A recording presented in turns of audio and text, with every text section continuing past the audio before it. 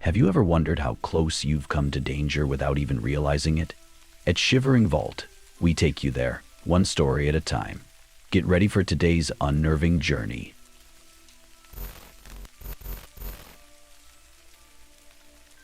I live alone in a small snow-covered town in Minnesota, the kind of place where everyone knows each other, and Christmas lights line every street. My house is modest, cozy, a little two-bedroom place with a fireplace and a front porch that creaks when the wind blows. That year, I was looking forward to a quiet holiday. My parents were spending Christmas in Florida, my sister was on a ski trip with her boyfriend, and I had decided to stay home, enjoy the snow, and catch up on some much-needed rest.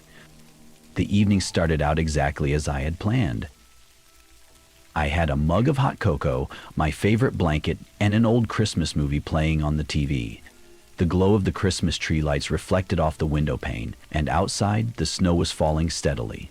It was perfect. Until the singing started. At first it was faint.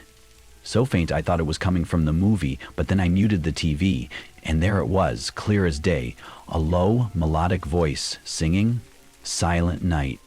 I smiled. Carolers weren't uncommon in my neighborhood, though they usually came in groups. I wasn't expecting any visitors, but I figured a quick song and a wave of thanks wouldn't hurt. I grabbed my coat, opened the door, and stepped out onto the porch. There was no one there. The street was empty, save for the rows of parked cars and the soft glow of Christmas lights. The singing had stopped, and the only sound was the gentle crunch of snow under my boots. "Hello," I called out, more amused than anything else. "Nice singing, but you missed the house." No answer. Shrugging, I went back inside, locked the door, and settled back onto the couch. It wasn't until much later that I realized how odd it was. The singing had sounded so close, almost as if it were right on my doorstep. It was nearly midnight when I heard it again. This time the voice was louder, clearer, and chillingly out of tune. Silent night, holy night. It wasn't cheerful anymore. It was slow, deliberate, almost mocking. I froze. The sound was coming from the front yard. My heart pounded as I crept to the window, pulling the curtain aside just enough to peek out. The porch light illuminated a figure standing at the edge of my driveway. It was a man, bundled up in a thick coat and scarf, his face obscured by the shadows. He was staring straight at my house, not moving, not flinching, just standing there and singing. I stepped back, my breath hitching in my throat. Who sings alone at this hour? And why wasn't he leaving? I decided to wait him out. Surely he'd get bored and move on. But the singing continued, relentless, grating on my nerves like nails on a chalkboard. After what felt like an eternity, I called out through the window. "Can I help you?" The singing stopped. For a long moment there was silence. I thought he'd left, until I heard the creak of the porch stairs. My blood ran cold. I scrambled to lock the deadbolt and turned off the Christmas tree lights, plunging the room into darkness. My hands shook as I grabbed my phone and dialed 911. The operator's calm voice did little to ease my panic. I explained what was happening, and they assured me an officer was on the way. That's when I heard the doorknob rattle. The rattle turned into a violent shake. I backed away, clutching a kitchen knife, my mind racing. The front door held, but I could hear the man muttering now, his voice low and guttural. "I saw you watching me." I almost dropped the knife. "I know you come out, huh? Don't you want to hear the rest of the song?" I pressed myself against the wall, every instinct screaming to run, to hide. Then a loud bang shook the door, followed by another. The wood splintered, and I realized with horror that he was trying to break in. Red and blue lights flashed outside just as the door gave way. I screamed as the man burst in, but he froze when he saw the police officers rushing up the porch steps. They tackled him to the ground, handcuffing him as he thrashed and shouted obscenities. I found out later that he wasn't a caroler at all. He was a drifter with a long history of breaking and entering. He'd been stalking the neighborhood for weeks, watching homes, learning their patterns. Mine was the only house without company that night. The officers told me I was lucky. If I hadn't called when I did, things could have ended very differently. Even now, I can't hear Silent Night without shivering. Every Christmas, I double-check my locks, draw the curtains tight, and keep the lights on. Because you never know who might be out there, standing in the snow, watching, waiting, and singing.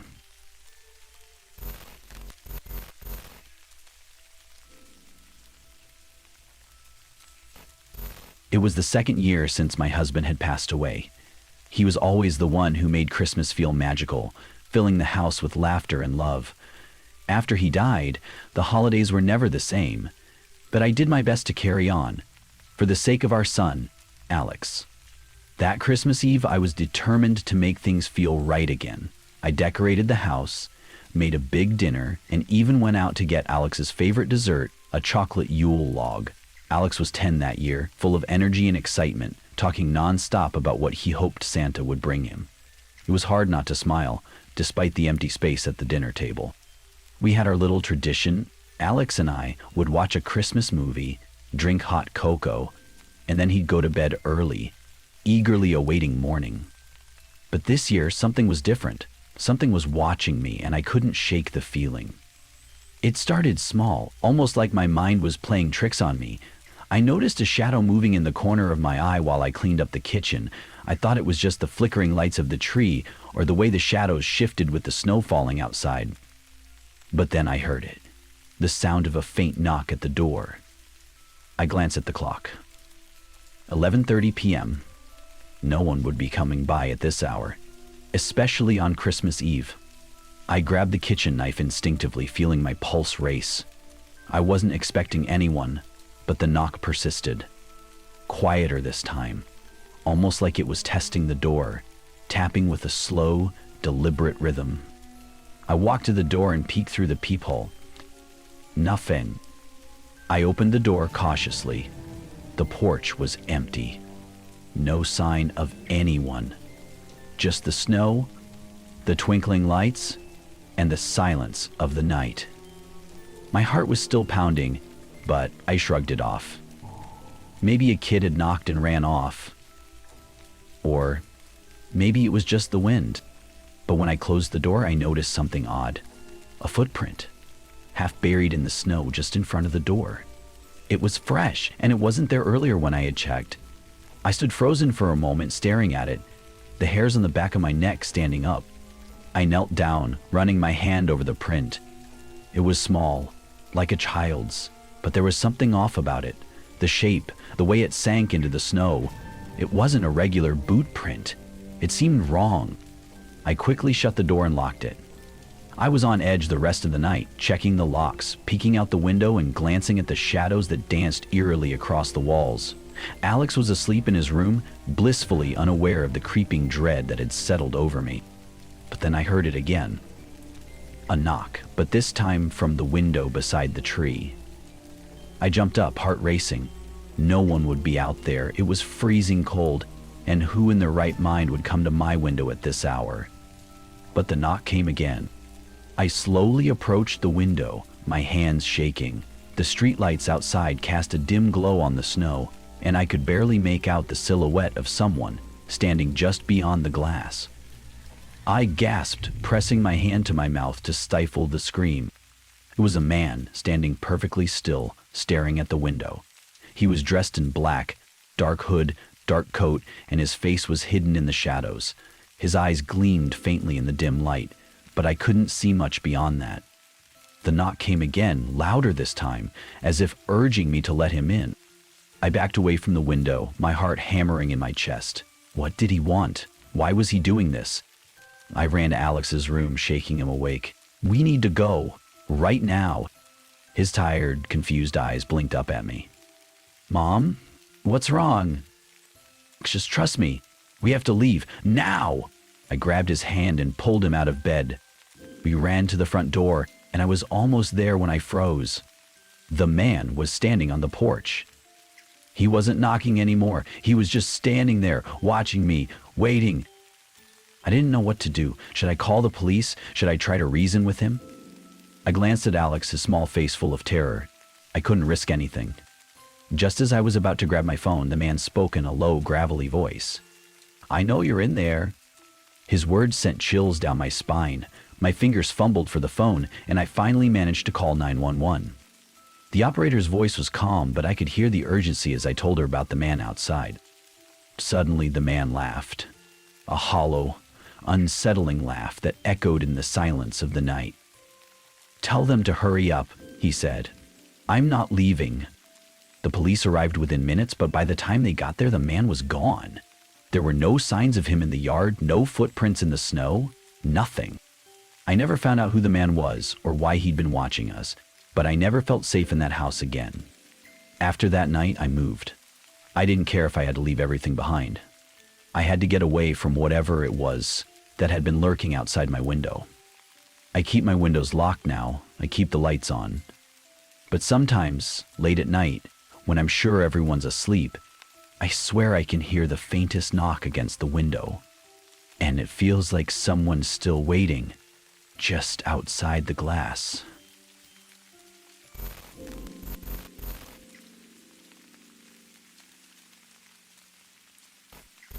It's a cold, unsettling thought.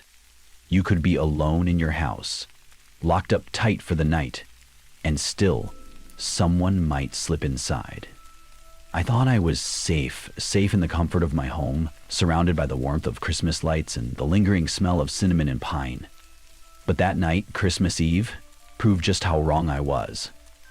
My name's Emily, and I live in a quiet suburban neighborhood in Connecticut. I've always loved Christmas. There's something magical about it. The anticipation in the air, the joy of giving, and the comfort of being surrounded by family.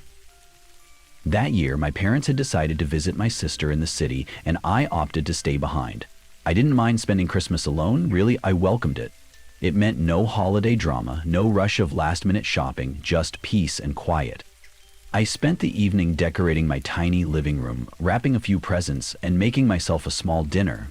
Afterward, I poured myself a glass of wine, lit some candles, and settled in to watch A Christmas Carol, my favorite holiday movie. The night was calm. The house was cozy. I felt content. Around midnight, I finished the movie, and the silence of the house seemed more profound than before. I felt a slight unease, like something was off, but I brushed it aside. I went to bed, slipping under the covers, the warmth of the blankets surrounding me like a protective cocoon. I tried to drift off to sleep, but something kept nagging at me. An instinct, a feeling that I wasn't alone. I rolled over, trying to push the thought out of my mind, but then I heard it. A faint noise, barely perceptible. At first I thought it was the house settling, the usual creaks and groans of an old building, but then it came again. A soft thud, followed by the unmistakable sound of someone walking across the floorboards downstairs. My heart skipped a beat. I held my breath, straining to hear. I told myself it was just my imagination, or maybe an animal that had gotten inside somehow, but the sound persisted. Footsteps, slow and deliberate, coming closer. I grabbed my phone from the bedside table, my hands trembling as I dialed 911. The dispatcher's voice was calm, but it didn't comfort me. "Stay on the line, ma'am. We've dispatched an officer. Can you tell me where the sounds are coming from?" I whispered into the phone, "Downstairs. I think someone's in the house." I heard the dispatcher telling me to stay in my room and lock the door, but before I could do anything, I heard it. The creak of the stairs. The intruder was coming up. My mind raced. I knew I had to act fast. There was no way I could just hide here and wait. I didn't know how long it would take for the police to get here. I grabbed the nearest thing I could, an old iron candlestick from the bedside table, and held it in front of me like a weapon. The footsteps grew louder, closer. The door to my bedroom creaked open just a few inches. I held my breath, trying to steady myself. I could see the shadow of a man standing in the doorway. He was tall, broad-shouldered, and his face was partially obscured by a dark scarf. His eyes locked onto mine. "I've been waiting for you, Emily," he said in a low, menacing voice. I didn't recognize him. I had no idea who he was, why he was here, or how he knew my name. I'm not going to hurt you, he continued, his tone cold, almost rehearsed. I just need something from you. I took a step back, raising the candlestick higher. Stay away from me. The man didn't flinch. He just smiled. A chilling, vacant smile, and stepped further into the room. That's when I heard it, a loud crash from downstairs. The police, they were here. But the man didn't seem worried. He just kept walking toward me, unbothered, as if the sound of the approaching sirens meant nothing. Just as he reached me, the door to my room burst open, and 2 officers rushed in, guns drawn. They shouted for the man to freeze, but he didn't even hesitate. Instead, he lunged toward me. I swung the candlestick with all my might, connecting with the side of his head. He stumbled back, dazed but still advancing. Then the officers acted quickly. They ordered the man to the ground, their voices firm and commanding. At first he didn't move, standing there frozen, his eyes locked on mine, like he was trying to say something. Then, slowly, he dropped to his knees and raised his hands. The police restrained him and began searching his belongings. It wasn't until they finished that I understood the gravity of the situation. The man wasn't just some random intruder. The officers explained later that he had been stalking me for months. I had no idea, but he knew everything about my life, my routines, my habits, my work schedule.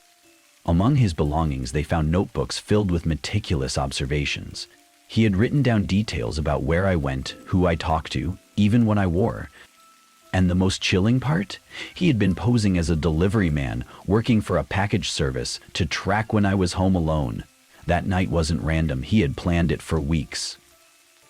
As they escorted him away, I stood there, numb. My home, the one place where I was supposed to feel safe, no longer felt like mine. I learned a terrifying truth that night. You never really know who's watching or how long they've been doing it. And the scariest part? Sometimes they're closer than you ever imagined. That's it for today's tale from Shivering Vault. If you have a story worth sharing, drop it in the comments or send it our way. Don't forget to subscribe and share with your fellow thrill seekers. As always, the Shivering Vault thanks you for unlocking today's tale. Until next time, the vault awaits your return.